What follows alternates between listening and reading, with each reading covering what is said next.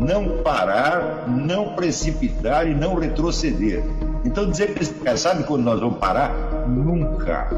Nunca na sua porca vida. Né?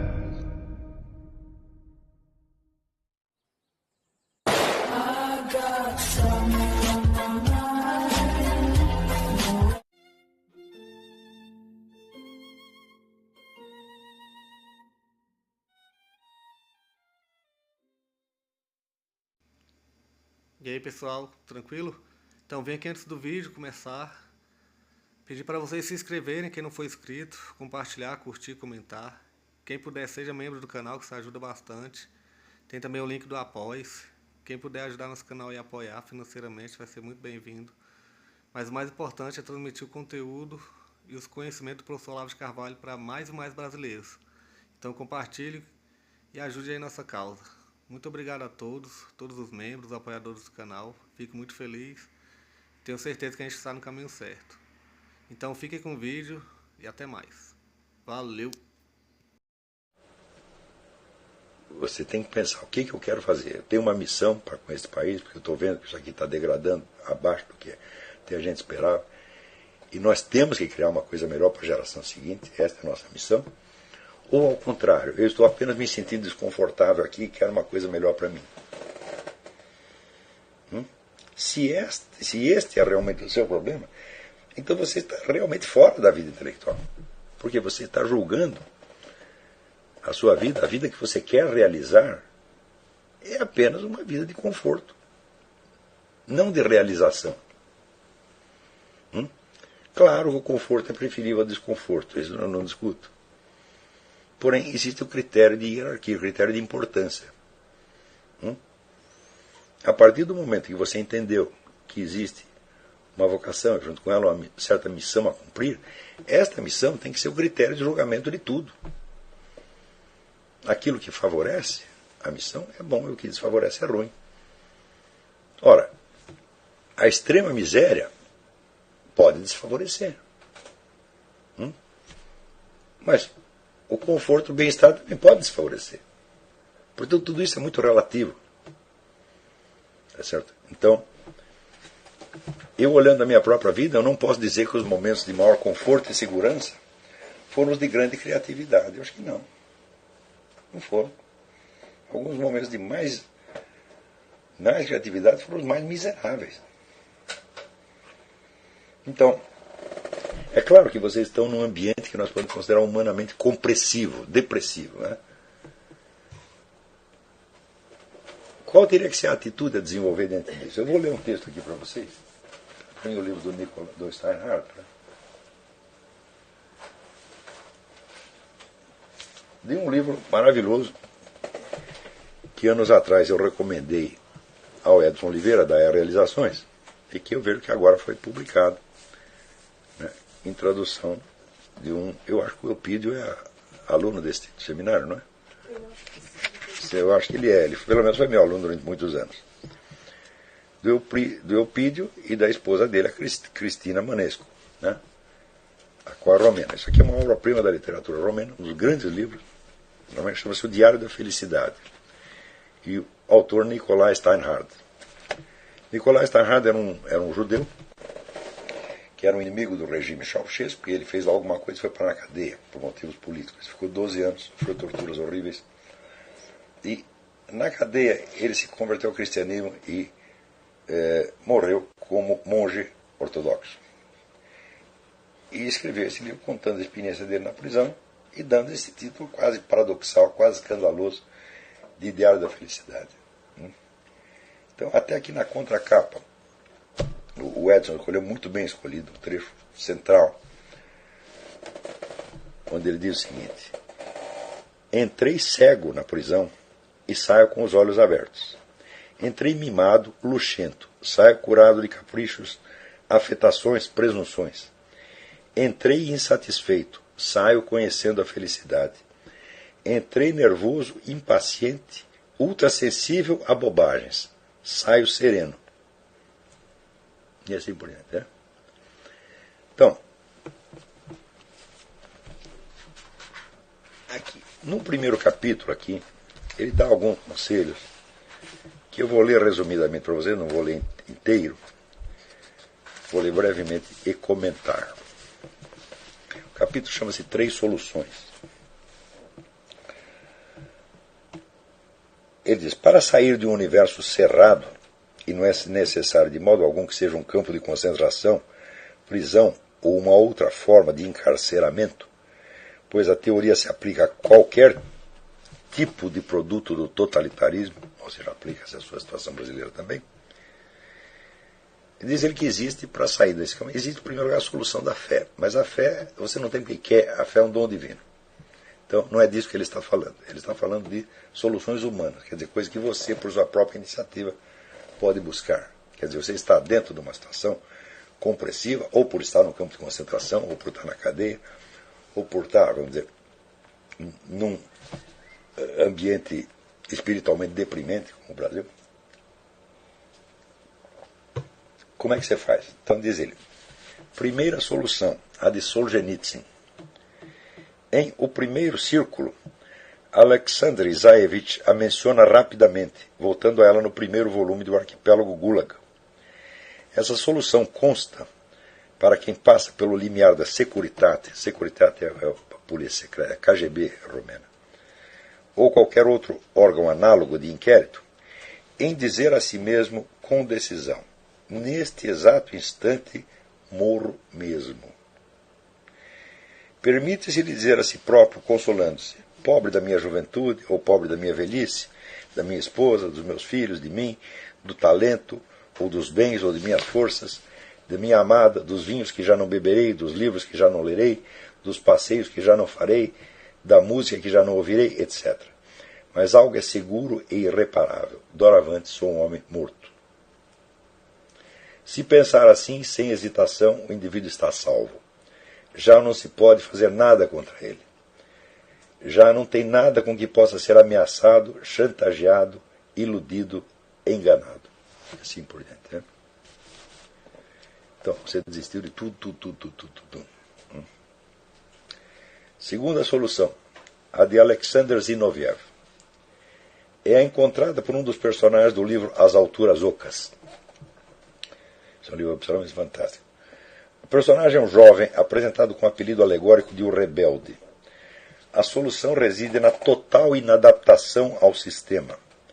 O rebelde não tem domicílio certo, não tem documentos, não está no mercado de trabalho. É um vagabundo, um parasita, um pobretão e vadio. Vive de hoje para amanhã, do que se lhe dá, do que aparece, de bagatelas. É maltrapilho. Trabalha ao acaso, às vezes, quando e se aparece uma oportunidade. Passa a maior parte do tempo em prisões ou campos de trabalho forçado, dorme em qualquer lugar, vagabundeia. Não entra no sistema por nada deste mundo, nem mesmo no serviço mais insignificante, mais inútil, mais desengajado. Não se mete nem mesmo a pastor de porcos. E assim vai. Quer dizer, você aceita estar no lixo social. Você aceita todo o desprezo público, você não liga para isso. Aí você não pode ser mais atingido.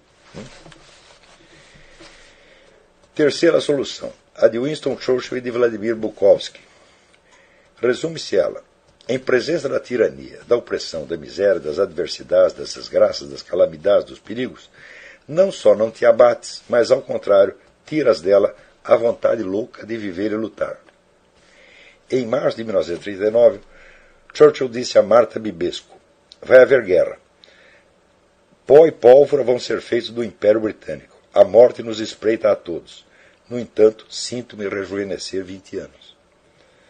Quanto mais as coisas vão mal para ti, quanto mais imensas são as dificuldades, quanto mais és ferido, mais cercado e submisso aos ataques, quanto mais não entrevês nem sequer uma esperança probabilística e racional, quanto mais o cinzento, a escuridão e o viscoso se intensificam, se inflam e se enredam de modo mais inextricável, quanto mais o perigo te desdenha mais diretamente, tanto mais tem desejo de lutar e conhece um sentimento crescente de inexplicável e eminente euforia. Então, depois, com a solução de Churchill se identifica também a solução de Vladimir Bukovsky. Este conta que, quando recebeu a primeira convocação na sede da KGB, não pôde fechar os olhos durante toda a madrugada. Coisa natural, dirá consigo o leitor do livro de memórias dele. Coisa mais que natural, insegurança, medo, emoção. Mas Bukowski continua. Não pude dormir de impaciência. A custo esperava que se fizesse dia para estar perante eles, para dizer-lhes tudo quanto penso deles e entrar neles como um tanque de guerra. Não podia imaginar felicidade maior para mim. Ou seja, te convocaram para ir na KGB e falaram, estou louco para ir lá para dizer a verdade na cara daqueles desgraçados. E ele de fato fez isso. A única solução que encontraram para o Vladimir Bukowski foi interná-lo num hospício. Né? O Balegação, ele era tão destemido que é louco. Então, meu filho, eu ao longo da minha vida adotei essas 3 soluções. Eu passei pelas 3. Ora juntas, ora separadas. E eu sobrevivi intelectualmente graças a isso. Então, eu sugiro que vocês leiam esse livro, pelo menos esse capítulo, com a máxima atenção, e entendam que para sobreviver espiritualmente e intelectualmente no meio como brasileiro, você vai ter que fazer isso. Isso não significa que, vamos dizer, o homem morto não experimentará a vida. Ao contrário, só você ler tudo que o Solzhenitsyn escreveu, e você vê que ele teve muito mais vida do que as pessoas que estavam em volta dele. Também não significa que o marginal, o homem jogado para o fundo do lixo, viverá na humilhação. Ao contrário, ele sabe que ele é um aristocrata. Ele sabe que ele despreza aquele meio. Ele sabe que ele não está lá por incapacidade, mas por excesso de capacidade. Então, eu sugiro que vocês assistam o filme da vida do Miyamoto Musashi, o samurai, né? Em que, no 3º capítulo, ele já perdeu todas as ilusões até com a condição de samurai. Em que ele já não quer mais duelar com ninguém, porque não tem graça, ele mata todo mundo. Né? Num dos capítulos anteriores, duelou com 72 pessoas, matou 72, né? Então, ele está querendo algo mais, ele está agora com preocupações morais, ele quer ser uma pessoa melhor. Então, ele vai para o fundo da sociedade. Ele vai viver como um camponês, numa terra sem dono, que pega uma pedra de terra, começa a plantar arroz, feijão, e vive ali no fundo do buraco. E, ao mesmo tempo, o maior espadachim vive, além dele, né? Que é um cara importante, é um instrutor de príncipes, etc. O sonho da vida dele é duelar com o Miyamoto Musashi. O Miyamoto Musashi não está nem ali. Ele adia, cada vez que eu desafio ele para um duelo, ele adia, manda uma cartinha, fala, não, vou fazer o ano que vem. Até que no fim não dá para escapar mais, daí ele vai lá e duela e mata o sujeito. Né? Então, o Miyamoto Musashi, ele adotou as 3 soluções. Primeiro, ele não conta mais com a vida. Quer dizer, ele vence os duelos porque ele se considera morto. Ele não defende a própria vida. Segundo, ele se lança propositadamente para o grau mais baixo da sociedade, para não precisar, vamos dizer, para não ser mais acessível à lisonja, à chantagem, etc. E terceiro, quando a situação engrossa, o que ele faz? Ele ataca. Foi quando, no 2º capítulo da história, uma academia inteira o desafia para um duelo, e ele vai lá e destrói a academia inteira. Né?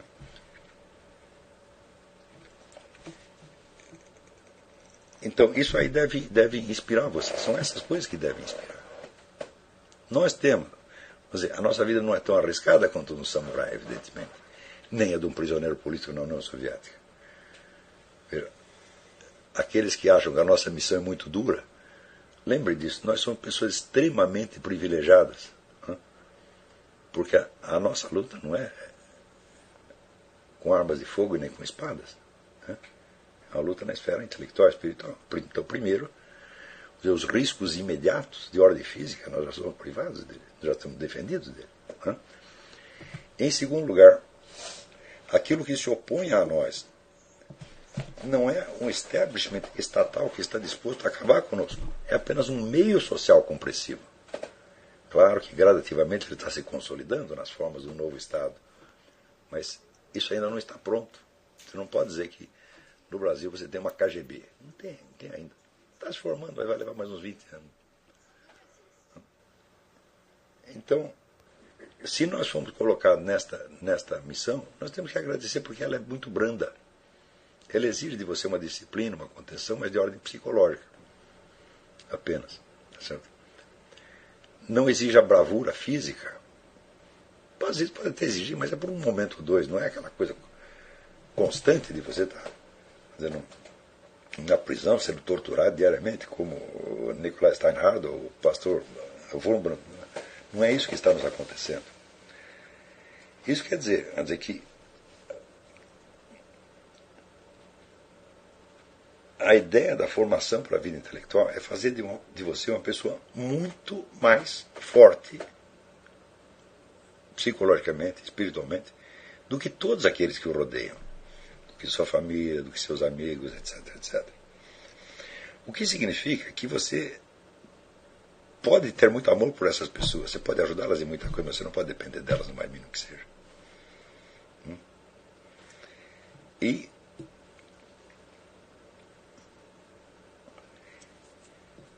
se aparecerem pessoas até querendo te ajudar nos seus estudos, bom, você pode aceitar a ajuda. Desde que você tiver a firme disposição de que essa pessoa não vai ter autoridade nenhuma sobre você. Senão você está lascado. A tendência humana é assim, quando aparece um benfeitor, que te ajuda com dinheiro, você abaixa a cabeça perante ele. Você instintivamente assume a posição de empregado. Às vezes nem o sujeito quer isso, mas o tecido de relações no qual nós vivemos é assim. Então, ao mais mínimo sinal disso, você saiba respeitar a sua dignidade e dizer: olha, meu filho, se você me ajudou na minha vida de estudos, foi obrigação sua. Tem obrigação. E eu não lhe devo um tostão. Porque eu estou dedicando a minha vida a alguma coisa que é o trabalho de salvação nacional, e vocês podem dizer a mesma coisa. Não é isso? E, no meio disso, aparece uma pessoa que dedicou sua vida, que é a buscar dinheiro, a viver entre prazeres, etc. E ela, para apaziguar a alma, decidiu te ajudar um pouco. Aceita. Mas não tenha sentimento de dívida. Por quê? Você tem que ter sentimento de dívida. Por exemplo, eu tenho às vezes sentimento de dívida com pessoas que deram muito em relação àquilo que tinham.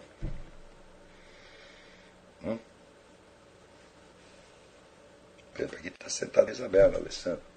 São pessoas que não têm recursos, não têm tempo, não têm energia sobrando, e estão dando tudo.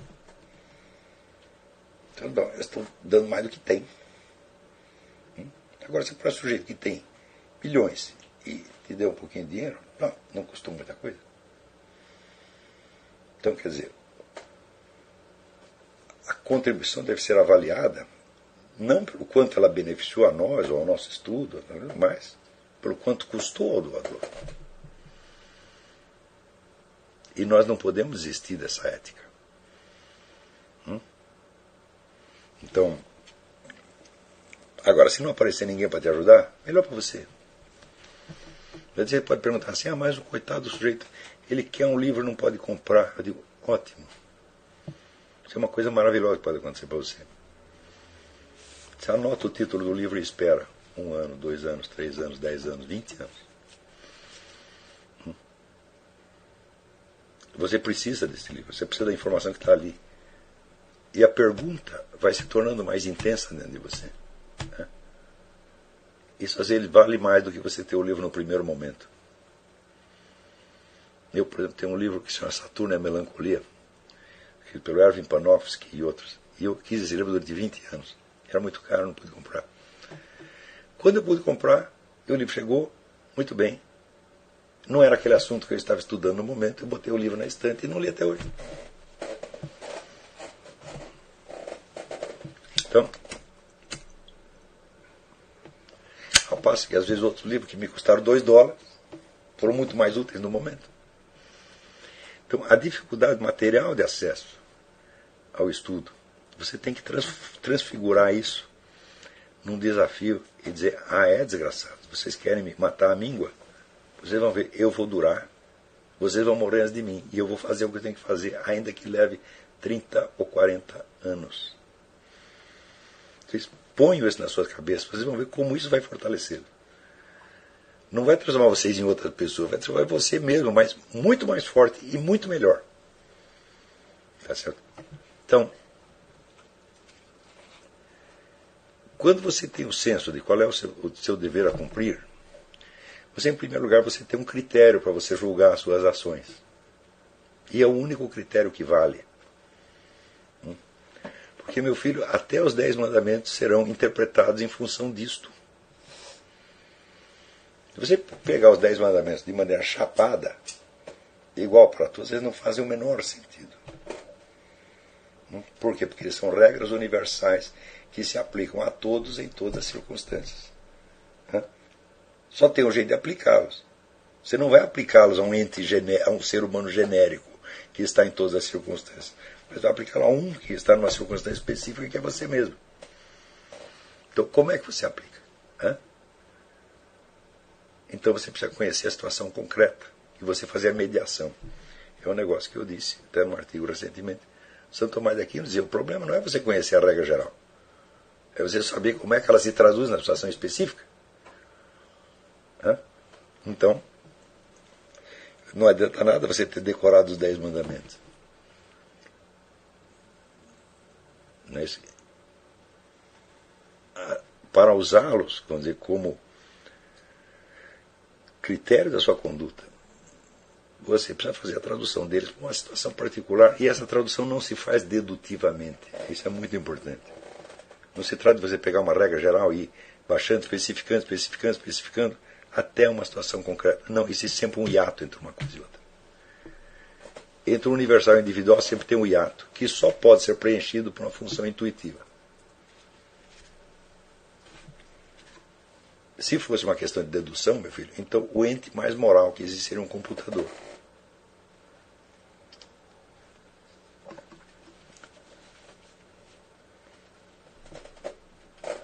Então, isso quer dizer que a sua conduta, em cada momento, a escolha do seu critério de conduta, é um problema enormemente complexo, que exige, vamos dizer, a totalidade da sua presença de espírito.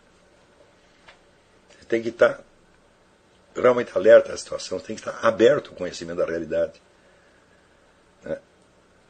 para você conseguir aquele nível de sinceridade consigo mesmo que lhe permite você se abrir diante de Deus. Que se você vou confessá-la, então faça a listinha dos pecados e digo lá para o padre, digo, meu filho, isto aí só vale quando essa listinha é a condensação de uma confissão muito maior e mais complexa que você já fez por dentro e que não daria tempo de fazer para o padre. Quer dizer, quando é todo o seu autoconhecimento que está sendo colocado lá, e você não podendo explicar toda a sua miséria interior para o padre, você a condensa simbolicamente, por assim dizer, em 2 ou 3 tipos de pecados seletivos. Está entendendo? Agora, se você foi ali com o espírito administrativo, olha, eu cometi essa infração, mais essa. Então isso aí não vale absolutamente nada, isso é ridículo. Então, sobretudo, o padre não sabe os seus pecados, mas Deus sabe. Então você sabe, você tem que saber que aquilo que você está revelando, você não está revelando, você não está contando novidade nenhuma. Nesse sentido, vamos dizer, a sua confissão é sempre mentirosa. Você nunca está dizendo uma coisa inteira.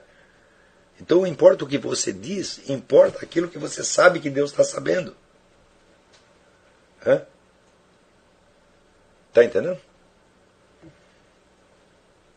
Então, quando você tem o senso de uma missão a cumprir, você tem um princípio de seleção hierárquica para o julgamento que você vai fazer de cada ato, de cada pensamento, de cada sentimento, de cada intenção.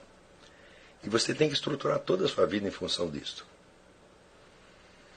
Então, isto é o que os escolares chamavam o dever de Estado. Quer dizer, existe um dever religioso geral, que é igual para todos. Mas, por ser geral, ele só existe de maneira genérica. Na prática, você ocupa um lugar determinado na sociedade. E as suas obrigações, perante Deus e perante os seres humanos, estão condicionadas por esse lugar. Não é isso?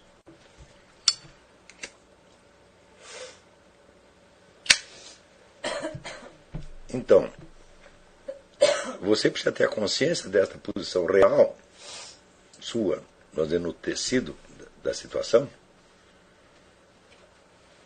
para você saber qual é a sua obrigação específica e quando foi que você falhou a ela. Atender a todas as obrigações do mundo é impossível, você sempre vai falhar com alguma. Mas tem um critério. Quanto mais aprimorado foi esse critério, menos as pessoas, vamos dizer, que não participam do seu mesmo senso de missão vão te entender. Porque eles esperam outras coisas, você vão te cobrar outros deveres que são deles, na verdade. E que eles querem vestir a camiseta em você. Querem que você seja igual a eles. Isso não é possível.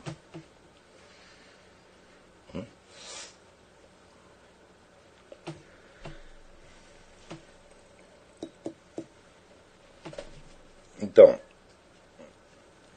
é este senso de missão que vai constituir a tua espinha dorsal. E se você não tiver isso, você vai ser uma pessoa plástica, que vai ceder facilmente à exigência dos outros, vai ser facilmente chantageável. E, enfim, vai ser um fraco e vai acabar sendo esmagado. Eu não quero que isso aconteça para vocês. O Brasil não precisa de mais pessoas fracas. Né? Ele precisa de várias dezenas de pessoas fortes, que não se deixam corromper. Pessoas capazes de seguir o exemplo de um Bukowski, né? De um Winston Churchill. Esse exemplo que o Steinhardt deu aí. Pessoas que não vão ceder à sedução do meio. Não precisa viver em conflito, porque você viver em conflito seria também uma forma de você se deixar corromper. E tem outra coisa. Ao longo da sua vida você será muitas vezes acusado injustamente. Você pode ser acusado até por seus parentes, por seus amigos, etc, etc. A maneira mais fácil de você corromper uma pessoa é acusá-la injustamente. Por quê? Porque daí você começa a se defender. E na hora que você se defende, você vai exagerar suas virtudes. No impulso de você dizer que você não é tão mal assim, você vai acabar tentando demonstrar que você é muito bom. Então, daí outro conselho. Nunca se defenda. Se alguém te atacar, ataque de volta. Nunca se explique. Nunca dê satisfações ao acusador. Jamais na sua vida. Então, eu digo que a melhor defesa é o ataque. Não é isso? Se você começa a se explicar, você está advogando em causa própria. E isto é o avesso da confissão. Às vezes o sujeito está te acusando de alguma coisa que até você fez pior. Mas ele não sabe. O que você tem que fazer? Vai se explicar? Por exemplo, o sujeito chega e fala, você comeu a mulher do fulaninho. O que você vai dizer? Pior, comi a sua mulher. Hã? Então,